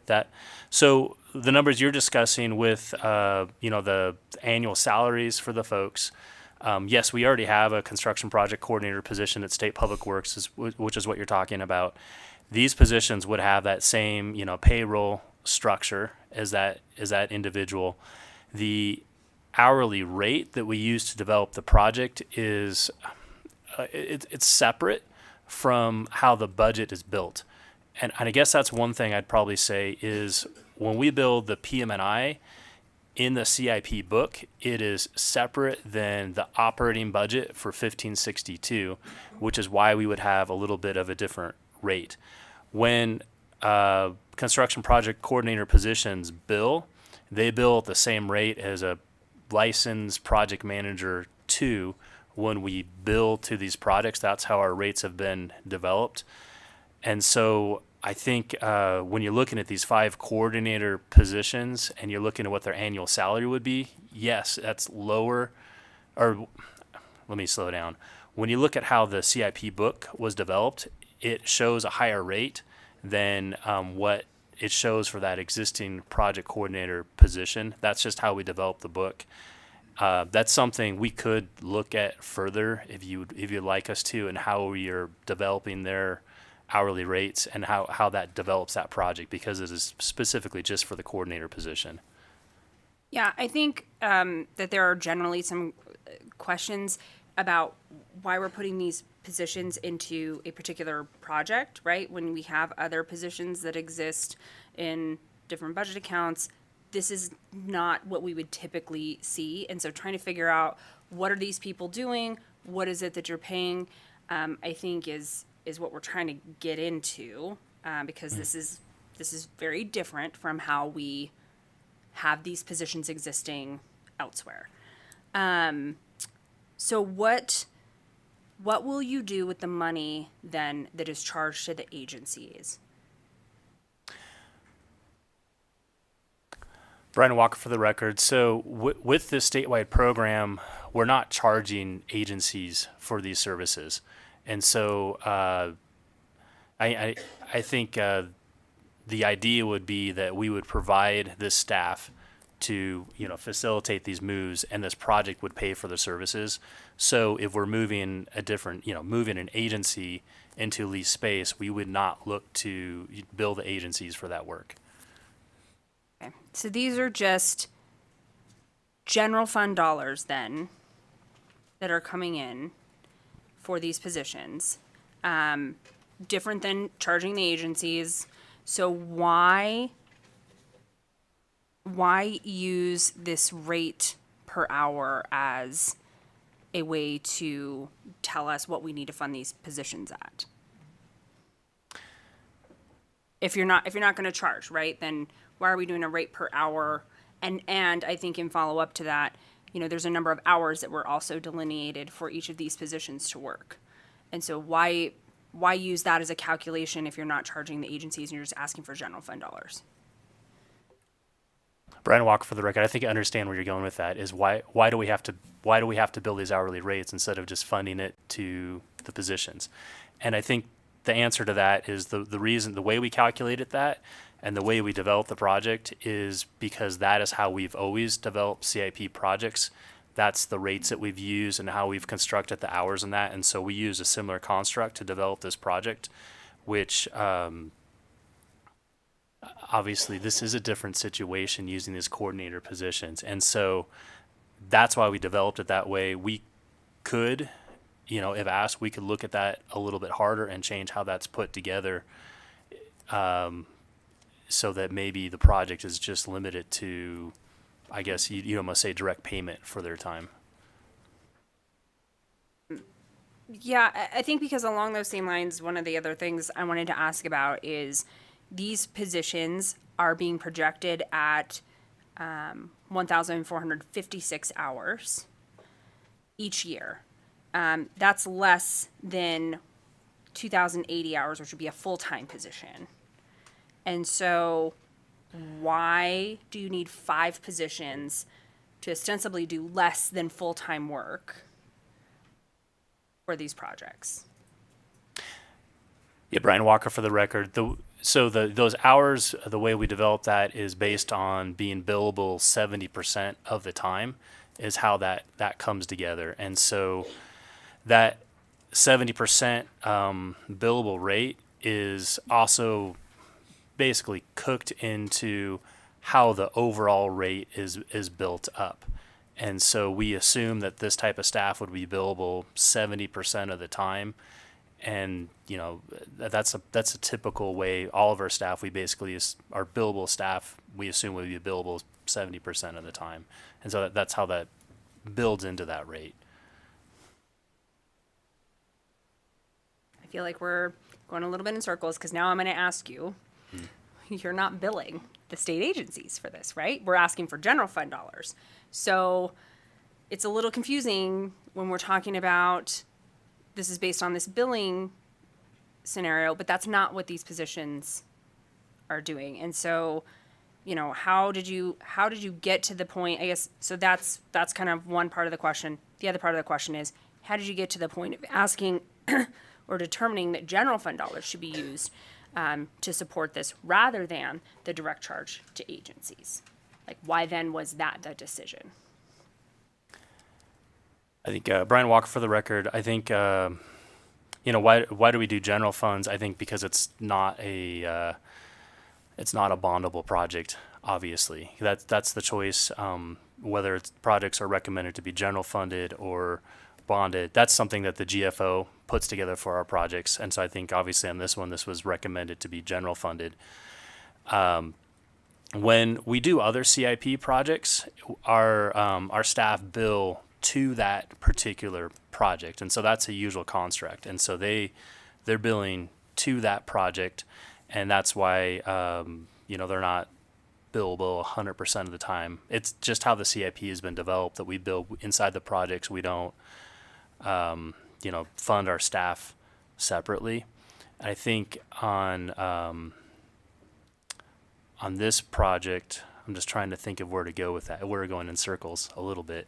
Is we developed it with that same idea that they would bill to the project instead of to the state agency. That is something I guess we could look at if asked. Is asking agencies for reimbursement instead of this program. Oftentimes, I do want to say, oftentimes these agencies, as we are making these moves, they don't have budget to pay us back for that service, and that's a lot of the reasons that we've been asked to do the work and haven't been able to collect on that. Is they don't have budget, and so this was a mechanism to help pay our staff for the work as we're helping with the building moves.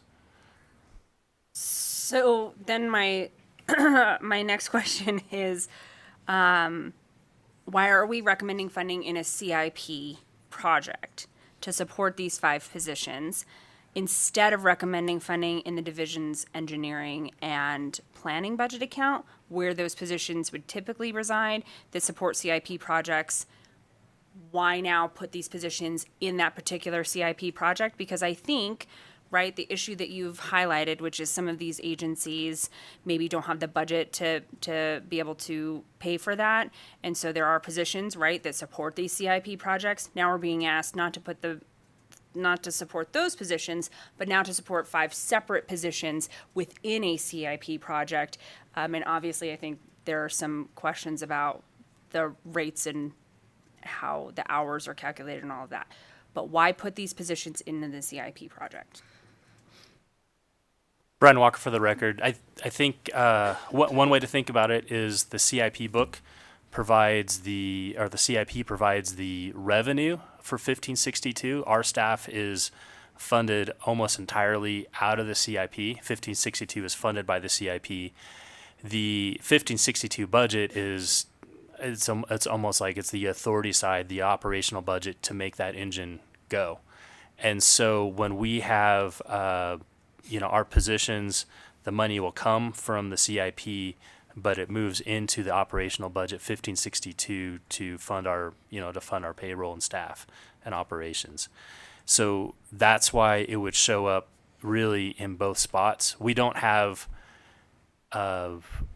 any 1562 staff that is funded separately from the CIP, and so that's why when we're looking at having this component in 1562, we supported it with a CIP project.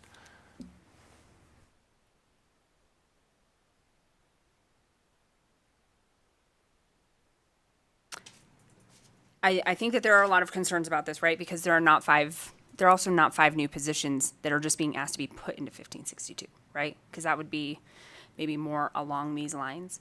I also think that there are just a number of questions here about how much, the hours, why we're going to put this into a CIP project that are concerning, at least from my perspective. And so thank you for the time, Madam Chair. I don't know. I think there's probably going to have to be a conversation about why it wouldn't just make more sense to put 5 positions into 1562 to help support this as opposed to keeping them in the CIPs.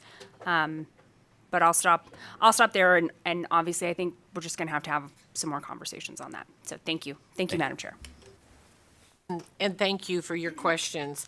I believe Speaker Yeager, you have one? Thank you, Madam Chair. I do, and I have a question on CIP 25C05, the additional funds for the Hobart Reservoir Dam Rehabilitation Marlette Lake Water System. I'm going to go back to our favorite topic, federal government. So I noticed that about half, or actually more than half of the project cost is to be funded by federal FEMA grants. So tell me what the plan is if the FEMA grants get placed on hold or eliminated entirely. Are we going to be able to complete this project? Any light you can shed on that would be appreciated. Brian Walker for the record. Thank you for that question. Without the federal funds, that project cannot move forward. Right now, we are just moving forward as if the federal funds would come in. We haven't heard anything or had any discussions that they would not. This is a FEMA federal grant. I think the way we would approach that is we will move forward with the design and permitting as we are now. Obviously, we would not move forward with construction without having the federal funding in place. Yeah, just a comment, Chair. Understand that obviously this is an important project, particularly when we're talking about drinking water. So if you could just keep us updated on what you're hearing. We're trying to get accurate information too, but hopefully these funds don't get delayed or eliminated. But if you start to hear that that's going to happen, please let our fiscal staff know so we can try to make any adjustments that we might need to make. Thank you, Chair. Thank you very much. And I believe Assemblymember Monroe Moreno has a question. Thank you, Madam Chair. And my question would be on CIP 25-C27. It's the state office building purchase in Reno. And the governor's recommending $24.2 million in general obligation bonds to purchase that building, which is located at 10375 Professional Circle Drive. My question is, did you obtain an appraisal for the building? If you did, what was the amount of the appraisal, and does the recommended funding to purchase the building align with that appraisal? Administrator Will Lewis for the record. Thank you for the question, Assembly Member Monroe. I'd like to invite Director Jack Robb to respond to that, please.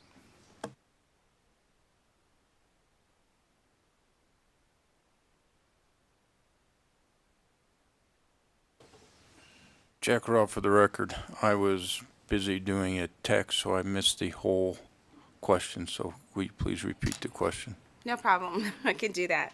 So the governor had recommended $24.2 million in general obligation funds to purchase the property that's on Professional Circle Drive. And my question was, did you obtain an appraisal? Was the appraisal in line with the purchase, the amount requested?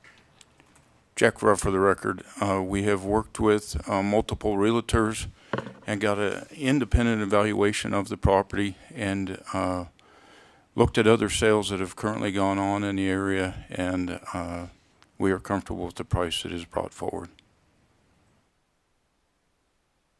Follow up, Madam Chair? Yes, please. So you got an independent opinion of the property, but not an official appraisal of what the value of the property is? Jack Robb for the record. We are currently working with state lands, developing a contract to have that appraisal complete before the legislative session ends, so that we do know that we have sufficient funds within this category to purchase that. We are targeting end of April, beginning of May timeframe to have that appraisal completed. Per state law, appraisals are only valid for a certain period of time.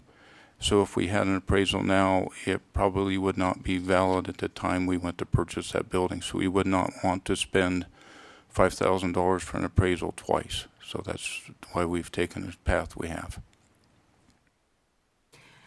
So not having the appraisal, have sales of other like-minded properties sold at the amount or similar amounts of the amount being requested for that general obligation bonds? Is that how you came up with that number? Jack Robb for the record. The realtors that we are currently working with on this property are former appraisers before they went into commercial real estate. So they're very skilled in the thought process and methodology of obtaining appraisals. And we've had multiple people back into this price, and we are extremely comfortable with the price we have brought forward. May I ask another question, Madam Chair? Thank you. So, if I understand it correctly, currently there's state agencies already occupying that property, and they're currently paying an existing lease rate of $1.69 or $1.60 per square feet. But it's recommended that their rent would go up to $1.81 per square foot if this is approved. Do you know, would they be able to pay that difference? How would that impact their budgets in paying this additional rental fee? Jack Robb for the record. I really appreciate that question because the methodology in which we lease this building and Building 43, which DPS occupies in Southern Nevada, are a total different way than historically we have leased buildings in state service. We usually go for a full service lease. That has been our standard, which then they cover all the electrical, they cover 100% of the costs. Janitorial, everything is covered within that cost. When we looked at the 10375 property, some of the agencies that were moving in there already had custodial staff on the books. They had maintenance staff on the books. We had staff that was associated with the people moving into these buildings. So we elected to do it as a triple net lease instead of a full service lease. And when you do a triple net lease, it drastically changes the cost because then we're on the hook for the power bill. We're on the hook for the janitorial, the maintenance, and everything that comes along with it. So it looks like they're taking the increase in rent when in fact buildings and grounds will then cover the electrical, the maintenance, and everything that goes along with it. So it'll actually be a reduction in cost. If you look at the triple net lease rate compared to our lease rate, and then you factor in all the other costs, this will actually be a savings in the end. So with the change of the 21 cents, the agencies might actually save money from all of the different contracts that they're currently paying out in addition to their rent. Correct. Okay, thank you. And then if I can, Madam Chair, I'd like to move on to CIP 25 P03, the advanced planning.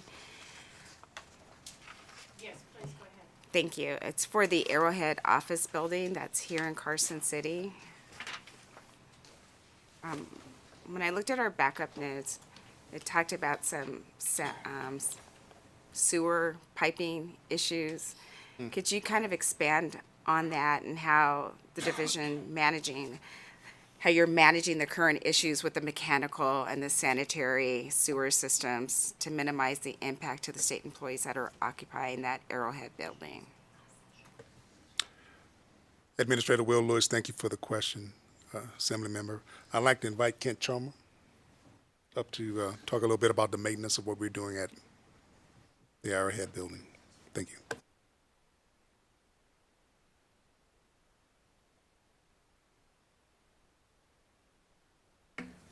Kent Choma for the record. As far as the Arrowhead property goes, we're seeing some ongoing plumbing issues, and it seems that the main line out to the street is not sloped enough to flow all of the waste out to the main sewer line for the city. So this project is to look at resloping that line so we have proper slope for the sewage disposal. So we just acquired these buildings in 2023, correct? When were the HVAC, the sewer, the temperature control system issues identified? And because it's such a new purchase, was there a clause in our purchase agreement that would allow the state to recoup some of the cost from the prior owners to the repairs that we're going to have to do? Jack Rowe, for the record, I appreciate that question. No, there is not a clause in there. I want to point out that it is a 96,000 square foot building that we bought for $18.5 million. If we built that building in Carson City, it would have cost us in excess of $95 million to build. So we bought this building eyes wide open, that it had been vacant for 4+ years, that there may be associated problems. We did a full analysis of the building. We knew the age of the HVAC on the building. We made a decision to purchase that building knowing that we were going to have some future maintenance on that building. But even if we sink in another $5 to $10 million on that building, in addition to the $18.5 million purchase price, we're still $60, $70 million in the positive to have a building of that condition. It was a business decision made knowing there could be deficiencies going forward. So I appreciate the fact that it costs less to purchase the building than to, build from the ground up. But again, was there anything in our purchase agreement that would allow us to recoup the cost? When did you know these specific issues? You said you knew there would be some maintenance issues, not specifically what those maintenance issues would be. When did you discover these issues, especially the sewer backup? That's, I think, my biggest concern, the sewer backup and employees that would be in that building. When did we discover that? Jack Rowe, for the record, those deficiencies were not discovered until we loaded up that building or partially loaded up that building. It is extremely difficult to anticipate that type of problem.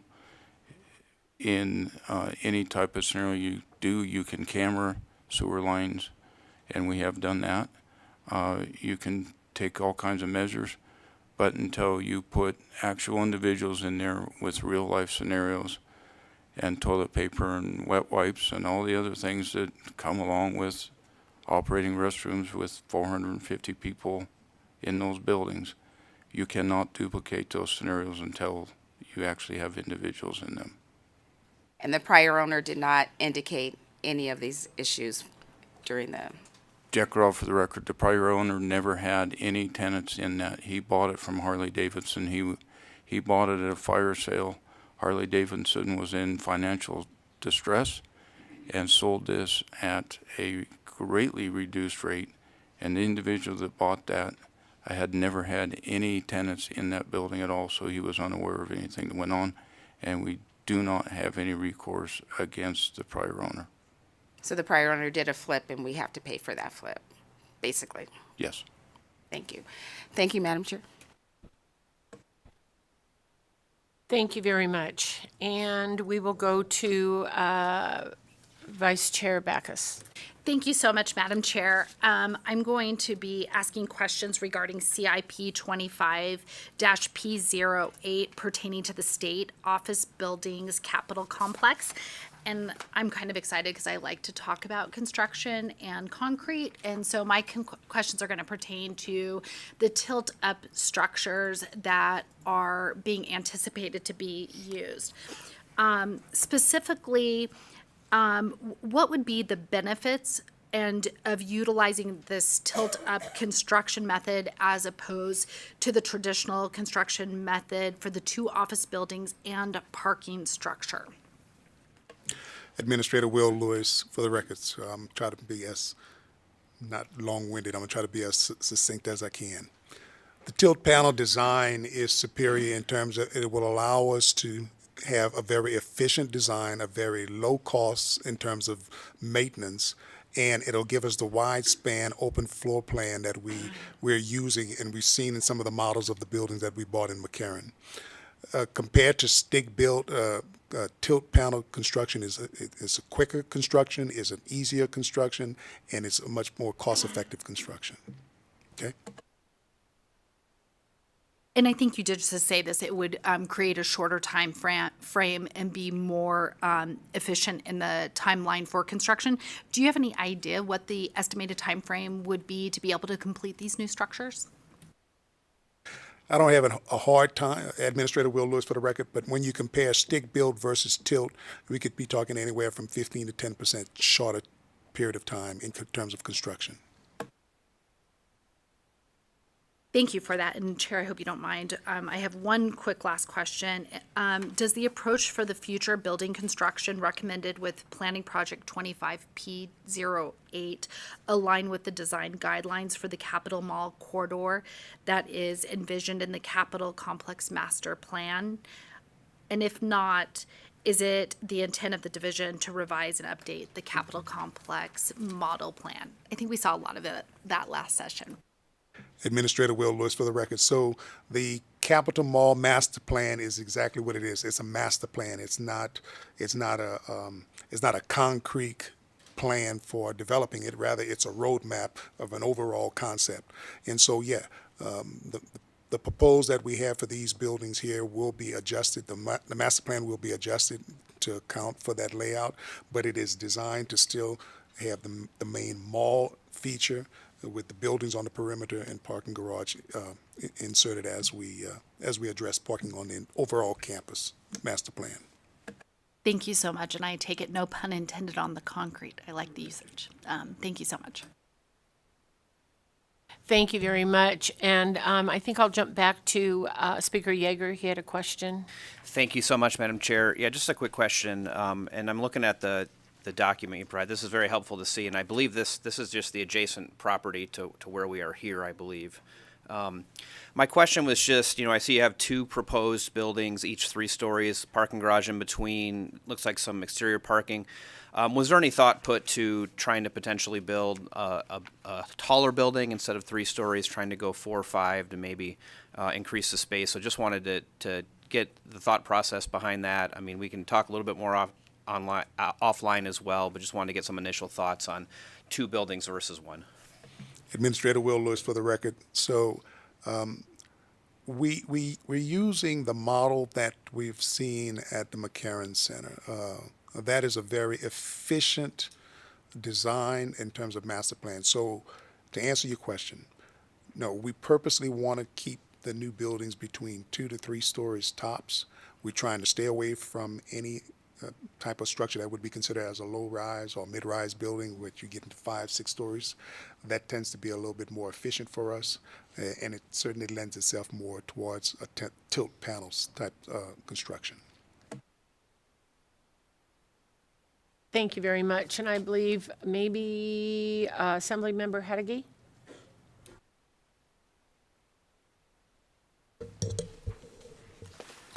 Thank you, Chair. And my questions are on MO3. Very similar to my last question. I want to make sure they're ready. Okay. It's very similar to my last question. Why does MO3 include funding for emergent maintenance projects when usually the consolidated approach is for emergent and priority 2 projects to be funded with priority 1 savings? Brian Walker for the record. The reason we have that emergent project funding in there is, I guess you could think of it as a way to include some additional funding to really let us tackle these projects as they come up. One of the biggest reasons I think that it's important to include it is you think about the project life, how it proceeds through its life. These are 4-year projects as approved by the legislature, and we oftentimes don't realize savings from completed projects until 2nd, 3rd, or almost the 4th year as we get done with it. So if we don't have money available in the project at the beginning to tackle an emergent need when it comes up, we wouldn't be able to address that need until the end of the program. So that provides funding to help with that. It also just provides just a little bit of funding because, we don't know what we're going to use it for, but we know that we will use it for something. So it just has a little bit of dollars sitting there ready to be used. And so this is just a new approach. This isn't the way you guys have funded these projects in the past. Brian Walker for the record. We have a little bit. We are looking to expand it, and so We have had these combined projects in the past, and I think you're looking at specifically at that emergent project line item. That is something that's a new thing that we've added this session to all of our projects. That is a line item or something we have used in statewide programs in the past, statewide paving, ADA, that sort of thing. We have had those line items in those projects in the past, but it's something we're looking to add on these combined maintenance projects this session. Thank you. And we'll jump back to Speaker Yeager. Thank you, Chair. I have a couple of questions on CIP 25M08, the building repairs and West Plaza replacement at the Nevada State Library and Archives. So the first question is, have you determined whether there's a specific source of the water infiltration aside from just normal weather conditions? And if so, are the plans going to address that source of water? Brian Walker for the record. I mean, yes, we have on the west side of the building. You have basically an elevated walkway or plaza as you enter the building. It has basically it's just like a block walkway, and it has building underneath it. It's a complicated waterproofing arrangement in buildings, and so that is really the primary source on that side of the building. I can't speak to all the water intrusion issues. I think there's some other things going on, but that's the primary source of it. And the answer is yes, we're planning to address all of those issues with this project. Great. And then one more, if I could, Madam Chair. Same project, but do you anticipate needing to relocate any of the occupants of that building during the repairs? Brian Walker for the record. Right now, we are not anticipating having to relocate occupants. I know there are chunks of the building that are unoccupied. That's why the 23C15 project, the TI, we stopped that project because we can't move people in there until we address these issues. A lot of the repairs will be on the entrances on the east and the west side of the building, so we won't have to move people out to make a lot of these repairs. Thank you very much. All right, if I see no more questions, I think what we're going to do is jump to the State Department of Agriculture, please, before we run out of time. Thank you very much.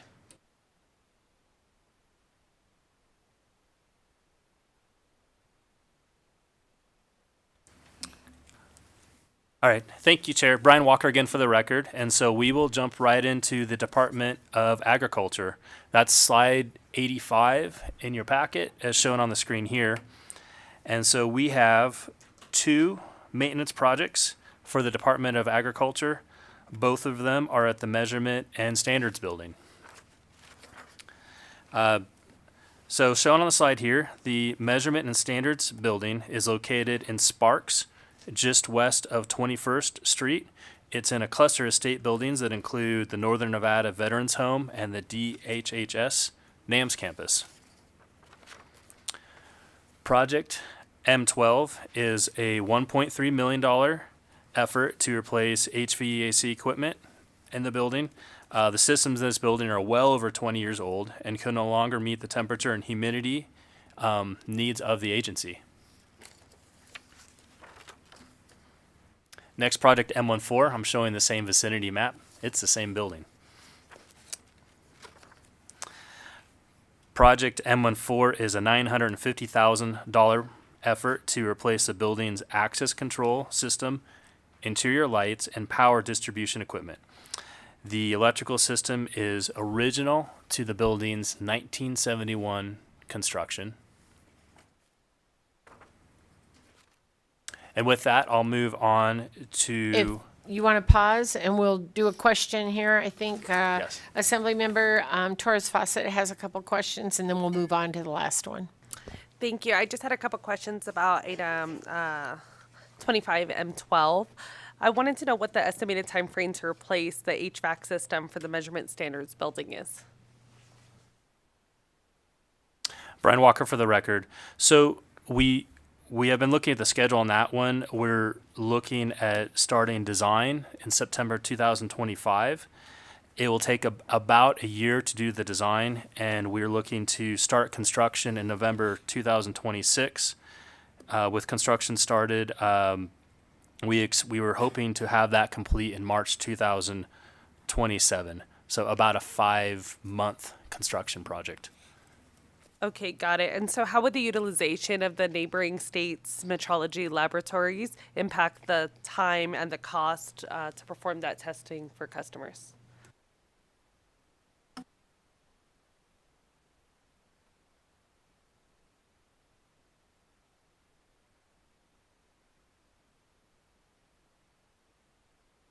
Thank you, Assemblywoman Chair. May I go direct? Director Goycochea, for the record, GOI, COE, CHEA, Nevada Department of Agriculture. So at this time, we are not expecting any impact to that metrology lab. We are hoping that we can do this in a phased approach so that we can keep that portion where it needs to be humidity and temperature controlled. Thank you very much. All right, with that, we can go ahead and move to Department of Native American Affairs, please. Thank you, Chair. Brian Walker again for the record. We have 2 projects to present today for Native American Affairs. The first project is C14, and this will provide a seismic rehabilitation of the old gym at the Stewart facility. The location is shown for you here. The Stewart facility is just southeast of Carson City. The old gym is located toward the south end of the campus at the intersection of Wapashone and Gibson Avenue. Here's some images to help you understand this project. The upper left is the current condition of this building. The old gym was constructed in 1938 and is currently in a state of disrepair. CIP Project 17C09 replaced the collapsed roof, which is the metal construction you can see here. Otherwise, the building's interior systems are non-existent. The lower right rendering shows what we hope this building will look like after C14 brings the building back to life. C14 is a $16.8 million investment in the old gym at Stewart, and this funding again will provide for a seismic stabilization of the building and architectural rehabilitation that will allow the agency to once again use this space. Our last project today, also at Stewart, is C21, which will install lighting at the quad. The quad is the outdoor space highlighted in this map. It's just an open field. It's a quad. So this is a $428,000 project to light the quad at Stewart. The project is intending to install 4 30-foot poles with LED lights and associated underground electrical infrastructure. And this project will allow night use of the area for public and special events at Stewart. And with that, I think I'll hand it back to Administrator Lewis. Thank you.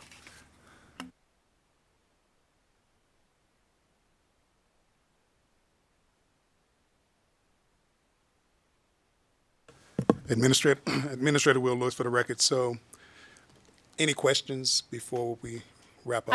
I have one quick question on the gym. So once that's rehabilitated into that conference center, how would it be managed?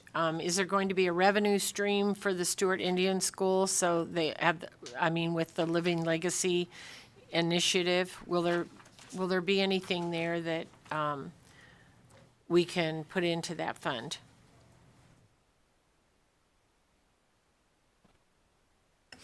Good morning. Stacy Montooth, the Director of the Nevada Department of Native American Affairs for the record. Thank you, Madam Chair, for that question. Yes and yes. By restoring the old gym with its significant historic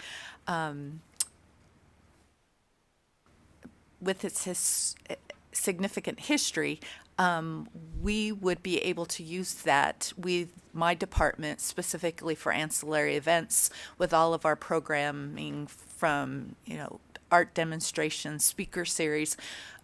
Our department doesn't have access to a room that will accommodate more than 20 people very easily.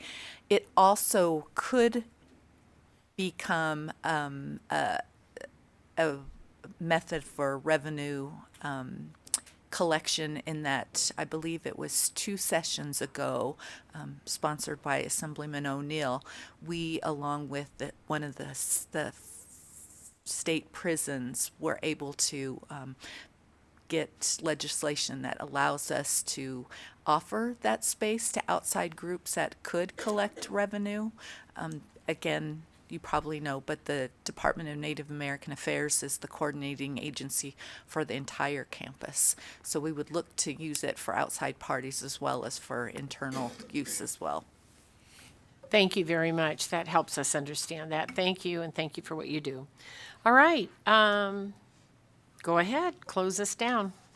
So Administrator Will Lewis, for the record, as everyone can see, we have a large amount of projects that we're recommending in front of the committee, and we understand the huge task we have as a state to get it right by selecting the most best and impactful projects to move forward. So with that said, we're eager, we're ready to get to work on the outcoming of these proceedings. And with that, thank you so much for the opportunity to allow us to present, guys. Appreciate it. Thank you very much. Any additional questions or comments? Okay, seeing none, thank you very much for being with us today. And we'll move to our last agenda item for the day, public comment. For those of you providing public comment, please remember to state and spell your name. If you are phoning in, please dial 888-475-4499. When prompted to provide the meeting ID, please enter 843-7719-7166 and then press pound. When prompted for the participant ID, press pound. We will begin here in Carson City. Do we have anyone who would like to make public comment? Seeing none, I don't see anyone in Las Vegas, so we will go to the phone lines when you are ready. Thank you, Chair. The public lines are open and working. However, there are no callers to provide public comment at this time. Thank you very much. All right, that completes our agenda for today. I want to thank everybody for being here and asking great questions, and those in the audience as well.